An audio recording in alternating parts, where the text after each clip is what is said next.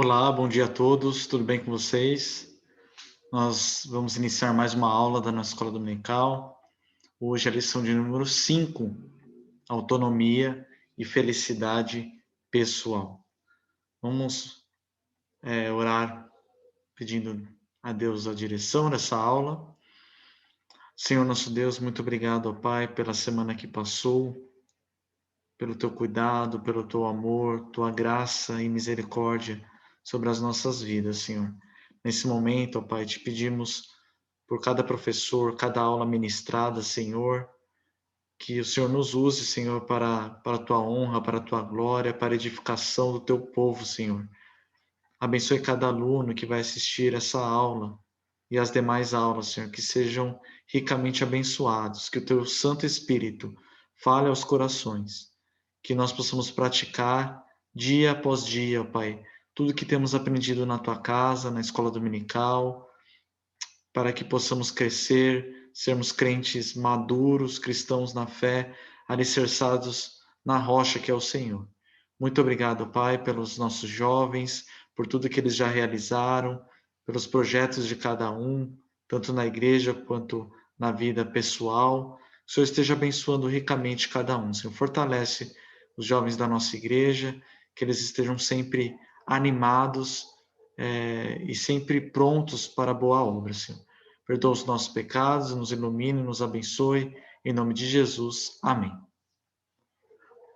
Bom, amados, hoje nós vamos falar um pouquinho sobre essa tal de autonomia e felicidade pessoal.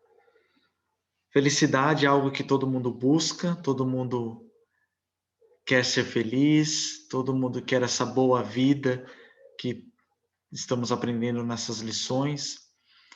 E muitas vezes essa boa vida, essa felicidade está ligada o que a sociedade prega na sua autonomia e numa vida sem restrições. Vamos ver o nosso texto base dessa lição, está lá em Gálatas 6, de 1 a 3. Gálatas 6, de 1 a 3, diz assim: Irmãos, se alguém for surpreendido em alguma falta, vós que sois espirituais, corrigiu com espírito de brandura, e guarda-te para que não sejas também tentado. Levai as cargas uns dos outros, e assim cumprireis a lei de Cristo. Porque se alguém julga ser alguma coisa, não sendo nada, a si mesmo se engana. Eu trouxe aqui uma frase bem interessante. Eu me amo e é recíproco. A pessoa que é autossuficiente, que quer ser autônoma, que quer ser individualista, egoísta, ela apenas se ama e ela faz tudo para ela. Então, eu me amo e é recíproco. Ela faz tudo para ela, a minha vontade, o meu jeito, a minha preferência, o meu gosto, a minha opinião. Então, tudo parece que o mundo gira em torno de si mesmo. São pessoas egocêntricas. E aí eu coloquei aí no slide, seja feita a minha vontade.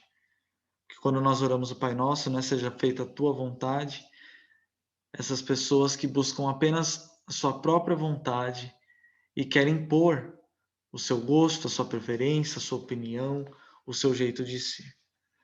Essa lição de hoje vai falar um pouquinho sobre isso. E na introdução nós temos aqui, ó, como que é possível ter uma boa vida se esta for transformada em uma contínua luta pela imposição da própria vontade? Cada vez mais vemos pessoas em busca frenética por autonomia pessoal e felicidade. Será mesmo que a boa vida está na busca obsessiva e individualizada de uma lista de realizações pessoais? Todos nós temos sonhos, temos projetos, temos desejos. Muitos deles, a maioria, desejos lícitos, bons. Mas será que a nossa boa vida, ter uma boa vida, ter uma vida feliz, se resume à satisfação de todos esses desejos? A realização pessoal, o cumprimento de metas, projetos, de prosperidade, de sonhos, de coisas que você quer realizar? A sociedade hoje prega isso, que nós temos que buscar a nossa felicidade, e essa felicidade não pode estar atrelada a ninguém, que você pode ser feliz sozinho e que você tem que buscar de qualquer jeito, a qualquer custo, essa felicidade, essa autonomia, sem depender de ninguém. Contraditório, não é, meus irmãos? Porque a Bíblia está cheia de versículos e de histórias e de passagens sobre comunhão, sobre compartilhar, sobre viver em comunidade. E o primeiro ponto da lição fala um pouquinho, autonomia, escolhas e a graça de Deus. Vivemos numa era de autonomia pessoal, que define a vida por nossas escolhas. O papel da sociedade é nada fazer para limitar as nossas escolhas. E assim, vamos passando por cima de princípios, valores e até mesmo de pessoas para alcançar a tão desejada boa vida, livre de restrições de qualquer espécie. Pessoas estão passando por cima de pessoas. Valores estão sendo deixados de lado. Princípios bíblicos e princípios familiares e bons também são deixados para trás. Parece que é coisa do passado. Tudo para ter a tão sonhada boa vida, para ser feliz e livre de qualquer restrição. Então, a liberdade parece que está atrelada pela sociedade à felicidade. Você tem que ser livre para escolher e para buscar a sua satisfação pessoal. Aqui no terceiro tópico, eu coloquei para a gente refletir aqui. A busca pela autonomia não nos liberta. Se vivermos para nós mesmos, sendo a nossa felicidade a única preocupação, por que alguém vai se incomodar quando a nossa felicidade virar doença e tristeza? Aqui na revista também tem exemplos de pessoas que ganham muito dinheiro, que ficam famosas, que se tornam públicas e importantes perante a sociedade. E nesse momento da vida, eles são rodeados de muitos amigos, entre aspas, muitas pessoas. Mas quando essa boa vida e essa felicidade, o autor traz aqui, se torna em doença, se torna em tristeza ou em falência, quando tudo se vai, parece que as pessoas também se vão. Somente os verdadeiros amigos é que permanecem. Então essa autonomia é muito perigosa, ela é enganosa. E essa busca pela autonomia não nos liberta. Pelo contrário, nós vivemos refém das coisas materiais, nós acabamos virando refém dos nossos próprios sonhos e da nossa ambição. Aqui na revista diz assim, olha só, outro problema enfrentado por pessoas obstinadas pela própria felicidade tem a ver com o perdão. Pessoas obstinadas por si mesmas têm muita dificuldade em reconhecer seus erros e pedir perdão. Olha só. Normalmente essas pessoas são orgulhosas, hedonistas, sempre procuram justificar seus erros em vez de assumi-los. Essas pessoas também são pessoas com dificuldade em conceder perdão, pois ficam muito amarguradas com erros dos outros que porventura arranhem sua felicidade ou sua boa vida. Então, esse tipo de pessoa que busca essa autonomia pessoal, que busca essa felicidade acima de tudo e de todos, elas são muito amarguradas, rancorosas, difíceis de perdoar e de pedir perdão. É preciso lembrar que nós precisamos da graça de Deus para encontrar alegria, paz e também encontrar perdão e conceder perdão. Nós não somos seres autônomos. Nossa vida não é nossa.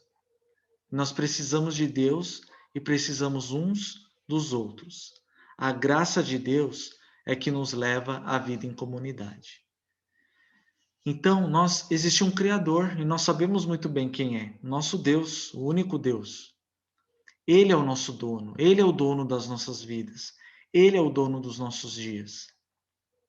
Então, nós não somos seres autônomos. Nós não devemos viver para nós mesmos. Nós devemos viver para Deus, para honrá-lo, para glorificá-lo e fazer a tua vontade. E Deus nos criou não para vivermos sozinhos. Os monges, né? Outras pessoas que se isolam em florestas, em montes, em montanhas e fazem seus retiros individuais. Deus nos criou para viver em comunidade. Nós temos uma família, nós temos irmãos na fé, uma comunidade na nossa igreja, nós temos colegas de trabalho, nós temos colegas de faculdade, nós temos vizinhos, nós temos amigos. Nós estamos sempre inseridos em algum grupo, em algum local, em algum lugar, para conviver com pessoas. E para que será? Nós que somos cristãos, nós somos inseridos nesses grupos e Deus coloca pessoas nas nossas vidas para conviver com a gente, para que nós possamos testemunhar do amor dele, viver o amor dele, falar do amor dele, do evangelho, o evangelho que salva o pecador. Porque se fôssemos para viver para nós mesmos, sozinhos, isolados, o que seria da propagação do evangelho, do testemunho?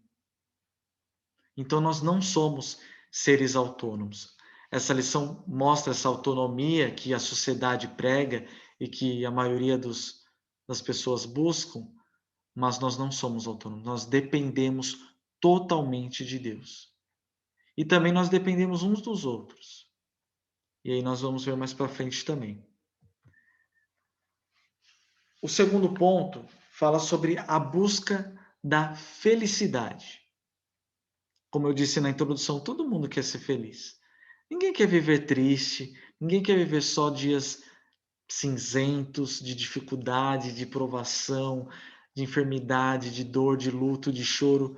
Nós queremos ser felizes, nós queremos ter momentos alegres, nós queremos sorrir. Só que a nossa vida nem sempre ela é feita de dias felizes, coloridos, alegres e onde tudo vai bem. E aqui o primeiro tópico fala, olha, quando colocamos a busca da felicidade como alvo central da nossa vida e por algum motivo somos impedidos de alcançá-lo, será que a vida continua tendo algum sentido? Se o objetivo da minha vida, o alvo da minha vida é ser feliz aqui, nesse mundo, e se por algum motivo eu não conseguir isso, ou eu for impedido, ou a tempestade chegar, os problemas baterem e entrarem na minha casa, na minha vida, e aí? Vai ter sentido continuar a viver? Vai ter sentido eu buscar ainda essa felicidade? A sociedade nos diz que para termos uma boa vida, precisamos ter completa autonomia pessoal, livre de restrições. Então, tudo que nos restringe, tudo que nos proíbe, tudo que nos, regras, parece que para a sociedade está nos impedindo de buscar a nossa felicidade. Então é como se fosse assim, cada um por si. Cada um por si, Deus por todos. É o que dizem por aí. Cada um buscando a sua própria felicidade, do seu jeito, com as suas escolhas, sem se importar para o próximo, sem se importar para Deus, o que ele acha, o que ele pensa e o que ele quer de nós. O mundo diz que nós mesmos somos capazes de nos fazer felizes e que precisamos encontrar e satisfazer os desejos do nosso coração. Olha que contraditório. Não é nada bíblico. Satisfazer todos os nossos desejos do coração. A Bíblia fala que o coração é enganoso, que nós somos pecadores, que nós somos inclinados para o mal, que não há um justo sequer. E querer satisfazer todos os nossos desejos do coração, Deus nos livre disso. Porque estaríamos perdidos. Se Deus fosse satisfazer todos os desejos do nosso coração, tudo que a gente pensa, tudo que a gente sente, tudo que a gente quer, a gente estaria perdido. Deus sabe da nossa pecaminosidade, nosso coração inclinado para o mal. Então, aqui, ó, o quarto tópico fala: quero minha felicidade. Não importa se for certo ou errado. Nem que tenha que abandonar família, mentir, trapacear, fraudar, caluniar. O importante é ser feliz. E aqui na revista tem alguns exemplos disso também. Olha só. Diz aqui, ó. Imagina-se que a pessoa que age dessa maneira, buscando a sua própria felicidade, não se importa em fazer o certo ou errado. Que mal deve haver nisso? Eu só quero ser feliz. Esse é o imperativo moral da sociedade em que vivemos. Pessoas contam com orgulho suas trapaças no emprego para conseguir a sua tão sonhada promoção, ou suas habilidades em burlar a legislação tributária em vigor para se sair bem, para ter lucro. E assim por diante. As mentirinhas, as trapaças, os puxões de tapete, a falsidade, puxar o saco do chefe, de tantos outros exemplos, para conquistar a minha felicidade, a minha satisfação. É uma ambição exagerada, é uma busca desenfreada, sem olhar a quem. A realidade nos oferece dois indicadores de que a felicidade pessoal jamais deverá ser alvo da vida. Então aqui o autor traz duas realidades. Primeiro, a vida humana é feita de momentos comuns, muitos dos quais não trazem felicidade. Olha só, se a vida só tem valor quando estamos felizes, só quando as horas são marcadas por momentos perfeitos, estamos fadados a profundas desilusões. E é muito interessante aqui o que o autor traz, porque a vida ela é feita de vários momentos. E a maioria desses momentos são momentos comuns. Ali que você vai trabalhar, comer, almoçar, tomar banho, estudar, um dia comum. Não aconteceu nada de extraordinário naquele dia, naquela semana. E a vida é feita de dias comuns, de momentos comuns. Mas também tem momentos especiais. Uma viagem, um aniversário, uma promoção, um sonho realizado, um casamento, a chegada de um filho, a conquista do primeiro carro, a conclusão de uma faculdade, um diploma, um intercâmbio, e esses momentos muito legais, especiais, marcantes. Mas se a felicidade são só momentos marcantes, que não são os dias, a maioria dos dias, então estamos fadados a muitas desilusões. Porque a maioria dos nossos dias são dias comuns. Comuns no sentido de que nada extraordinário ou tão especial assim vai acontecer. Mas aquele dia comum, você acordou, você está respirando, você está com saúde, você olhou para sua esposa, para o seu esposo, para os seus pais, para os seus filhos, você tem para onde ir, para onde trabalhar, você tem a bênção de ter um carro e está frio ou está chovendo, você não precisa ficar esperando no ponto de ônibus, muitas vezes. você tem essa bênção. E aí você senta à mesa e você tem o que comer, você abre a sua geladeira e ela está cheia. Você chega no seu trabalho, seu chefe pega um pouquinho no seu pé, mas que bênção, você tem um trabalho, vem um sustento.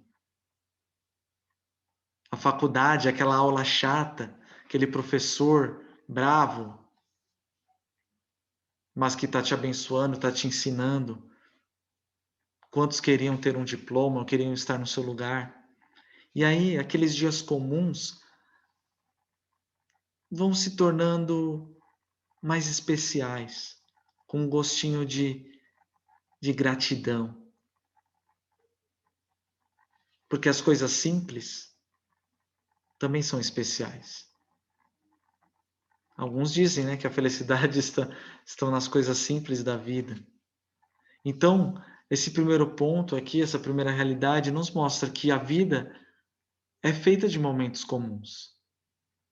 E aparentemente esses momentos comuns não vão trazer tanta felicidade assim.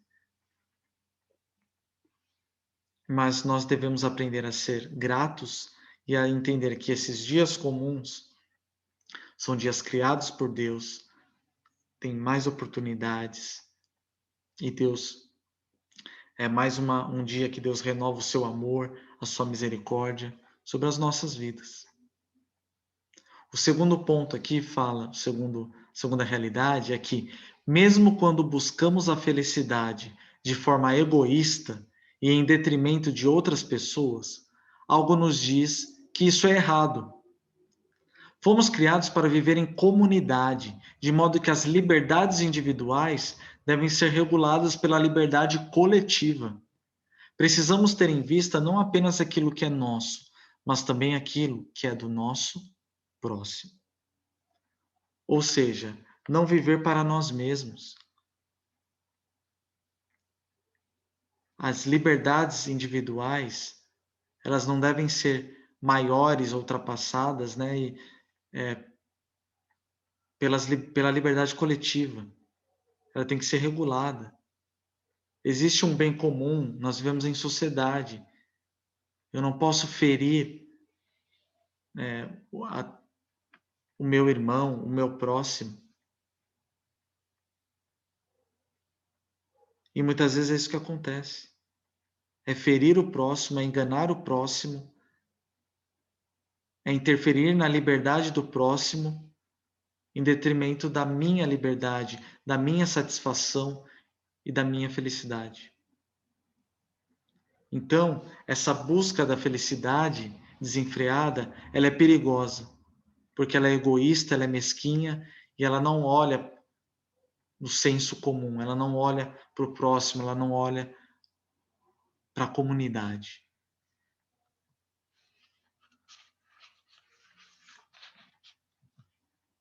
E aí nós chegamos ao terceiro ponto. A vida em comunidade. Nenhum de nós é independente dos outros. Precisamos dos outros, quer queiramos admitir isso, quer não. Nós precisamos uns dos outros. Né? Nós precisamos... alguém...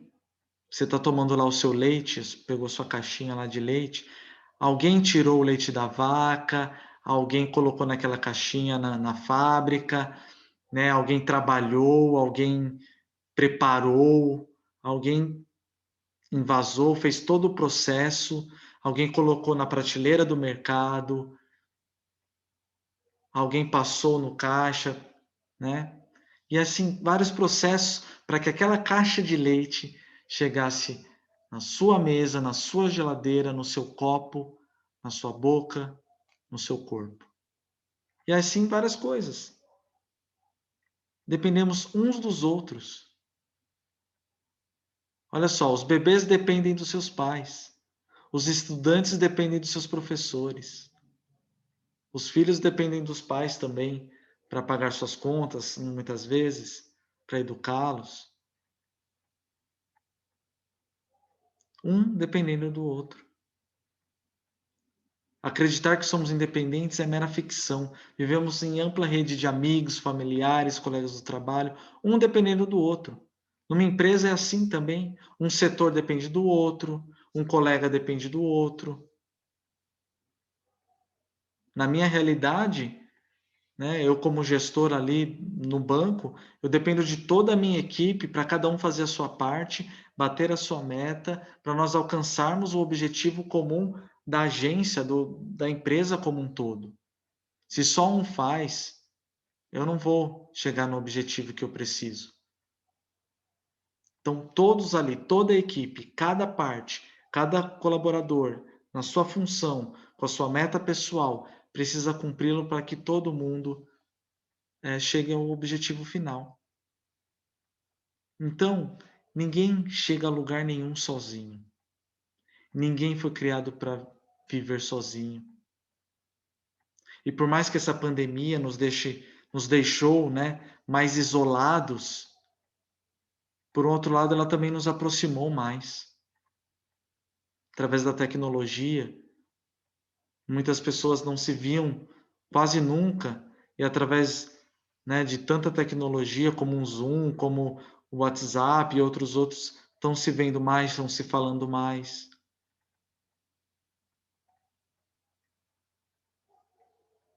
Nós precisamos uns dos outros. Só que o nosso orgulho muitas vezes nos cega o nosso entendimento e não nos deixa enxergar o quanto o outro é importante, o quanto a felicidade do outro também tem que ser a minha felicidade, o quanto que a dor do outro também tem que ser a minha dor. Também né, mais de um ano e meio aí, a gente nessa pandemia, nesse momento tão difícil, muito se fala na empatia, né? O quanto que a dor do outro dói em mim, o quanto que a preocupação, poxa, a minha geladeira está cheia, mas a do meu irmão não. Eu estou empregado, mas o meu colega está desempregado. Eu não perdi nenhum familiar, mas aquele meu irmão perdeu. Então, assim, esse mundo individualista faz cada um viver por si só e cada vez mais se isolar e cada vez mais buscar só suas próprias vontades, os seus próprios sonhos. E a vida em comunidade vai se tornando cada vez mais escassa, difícil. As filosofias da moda vêm e vão, mas no íntimo do nosso ser, nós sabemos que precisamos uns dos outros. A comunidade é essencial para a boa vida, porque sem ela nós somos solitários e perdemos a capacidade de transmitir valores, desenvolver caráter e informar a consciência. É isso mesmo, porque viver em comunidade é difícil. Quando a gente vive, um exemplo, na igreja, a gente começa a conhecer as pessoas e os seus defeitos, e a convivência é difícil. Né? Famílias vivem conflitos, porque é difícil conviver. E em casa nós mostramos realmente quem nós somos, todos os nossos defeitos estão ali. Mas essa vida difícil com o próximo, seja na família, com amigos, no trabalho, na comunidade cristã, é para desenvolver nosso caráter, é para aprendermos a amar uns aos outros, perdoar uns aos outros, sermos mais pacientes, mais amorosos, mais misericordiosos. O texto base que nós lemos diz assim: levai as cargas uns dos outros, e assim cumprireis a lei de Cristo. Olha só, como que a gente cumpre a lei de Cristo? Levando a carga um dos outros. E a carga é pesada, é difícil. Mas se um ajuda o outro, fica um pouco mais leve, fica um pouco mais fácil a caminhada cristã, a jornada dessa vida. Um ajudando o outro. Quando um está desanimado, o outro que está mais forte, mais fortalecido, anima. Quando alguém está de luto, ali o abraço, o apoio, uma mensagem, a ligação. Fazer a diferença, pequenos gestos. Hoje eu acompanhei aí alguns jovens aí mandando para a Thaís, para o Vinícius, né? Algumas coisas, alguns mimos, né? Uma cesta, um livro de devocional. É se fazer presente, pequenos gestos fazem toda a diferença. Vocês não imaginam quanto, quando uma pessoa está passando um momento, uma mensagem, um carinho, um mimo, uma coisa, sabe, de ser lembrado. Então não precisa de muito. Não é muito dinheiro, não é muita coisa. Às vezes são apenas 5 minutos. É um livro, um abraço, é um carinho, um chocolate, um café, um bom papo, um desabafo, é o seu ouvido. Isso é viver em comunidade, isso é se preocupar com o próximo. Uma boa vida se encontra em relacionamentos cheios de amor e comunidade. É isso que Deus requer de nós, vivermos em comunidade, nos relacionarmos e aprendendo nessa dificuldade, porque nós somos difíceis. O ser humano é difícil, é pecador, é caído. E aí por isso que esse relacionamento se torna cada vez mais difícil, porque nós somos egoístas, mesquinhos, propensos ao mal, nosso velho homem, e aí é difícil conviver. E aí nós exercemos o perdão, pedimos perdão, somos perdoados, erramos, tropeçamos, aprendemos, e sempre prevalecendo não a minha vontade, não a sua vontade, mas o bem comum para todos, aquilo que glorifica a Deus, o melhor de cada um, o melhor de cada ideia, para a edificação do povo de Deus. Conclusão e aplicação. A gente ouve muito falar, ninguém manda em mim para dizer o que eu devo fazer com a minha vida. Eu sou dono do meu próprio nariz. Eu não vejo a hora de sair da casa dos meus pais. Eu vou fazer o que eu quiser. Eu cuido da minha vida. Tem a frase que eu brinco, né? Vamos brincar de vida, cada um cuidar da sua. Mas viver em comunidade é cada um cuidando do outro. E não cada um cuidando da sua própria vida.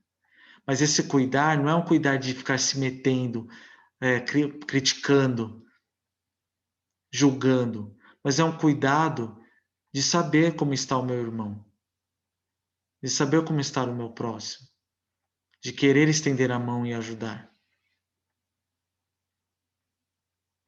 É o que eu falo, né? Acho que eu já falei, né? Muitas vezes fala assim, vai para a igreja, mas não olha para homem, olha só para Cristo. Porque, nossa, você ficar olhando para os irmãos, para homem, você não vai nunca mais na igreja. Claro, tá certo, tem que olhar para Cristo. Cristo é o centro, é o nosso foco principal.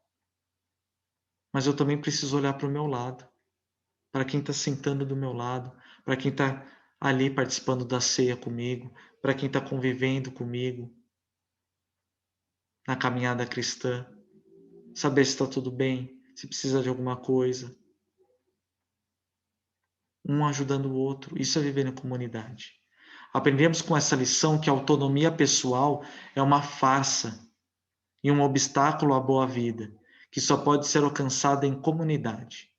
Não somos seres autônomos. Deus nos criou para viver em comunidade, cheios de amor e altruísmo. É assim que tem que ser. Amor, altruísmo, vivendo em comunidade. Olha só, aqui na revista, queria trazer um exemplo aqui que o autor colocou. Olha só, nos ataques às Torres Gêmeas de Nova York, no dia 11 de setembro de 2001, muitas pessoas estavam dentro delas. E percebendo a gravidade da situação, ligaram para os seus amigos e parentes. Escreveram mensagens apressadas e mandaram seus últimos e-mails, despedindo-se. Ou seja, ali, quando sabia que não ia ter jeito, que a morte estava chegando, eles lembraram das pessoas que eles amavam, que eram importantes para eles. E foi muito rápido aquele e-mail, aquela ligação, aquele SMS de despedida. Tem uma canção que fala: não quero viver para mim mesmo. Eu quero servir e amar, irmão. Compartilhar e dividir tudo que eu tenho com você. O meu amor, né? Meu lar e até meu pão. Eu quero ser uma bênção para você, o aceitando assim como é. O amor é dom de Deus, para sempre vou dizer, em Jesus eu amo você. Ou seja, essa canção traduz o que é viver em comunidade. E é isso que Deus quer de nós. Não vivermos para nós mesmos, não vivermos uma autonomia, não vivermos cada um no seu quadrado, não vivermos cada um no seu ministério, no seu banco, na sua sociedade interna. É interagir, é se preocupar, é participar, é pôr a mão na massa, é se inteirar, se preocupar. Claro que nós não vamos conseguir fazer isso com todos, 300 pessoas, 400, 200, e é por isso que Deus vai nos colocando pessoas mais próximas, para que nós possamos discipular, acompanhar e suportar, para ajudar a carregar a carga. Não é todo mundo que vai ajudar você a carregar a sua carga. Não é todo mundo que vai me ajudar. Mas é um irmão ali, é outra irmã, é um em oração. E um precisando do outro. Cada um com seu dom, cada um com seu talento. Um exemplo, né, que eu já falei, eu preciso dos irmãos aí que sabem tocar instrumento, eu e demais irmãos que não sabem, nós precisamos de vocês para tocar, para que a gente tenha o louvor, cânticos espirituais. Agora, nesse momento de pandemia, nós precisamos dos irmãos da equipe de multimídia para que trabalhem ali, exercendo o seu papel, para que na minha casa eu consiga assistir o culto. E aí vai um fazendo o seu papel, um precisando do outro, um participando, um abençoando a vida do outro, no seu ministério, naquilo que Deus colocou na sua mão. E é assim, a vida em comunidade. Que Deus nos abençoe, que nós possamos praticar isso a cada dia. A vacina está chegando, está avançando. Nós, em breve, se Deus quiser, todos vacinados, nós poderemos estar mais próximos, com os devidos cuidados, é claro, mas aos poucos voltando também à nossa rotina eclesiástica na igreja, as nossas programações presenciais, né, o culto e a escola dominical com mais pessoas, e aí a gente vai voltando um pouquinho a esse novo normal. Mas que bom que Deus tem nos dado a oportunidade de aprendermos a palavra de Deus. Nós não deixamos de aprender a palavra de Deus. A escola dominical não está acontecendo na igreja, no templo, mas ela acontece todo domingo de manhã, na sua casa, na minha casa. E nós somos abençoados através das lições. Que Deus abençoe o seu domingo, a sua semana, e obrigado pela atenção, e até a próxima. Tchau, tchau.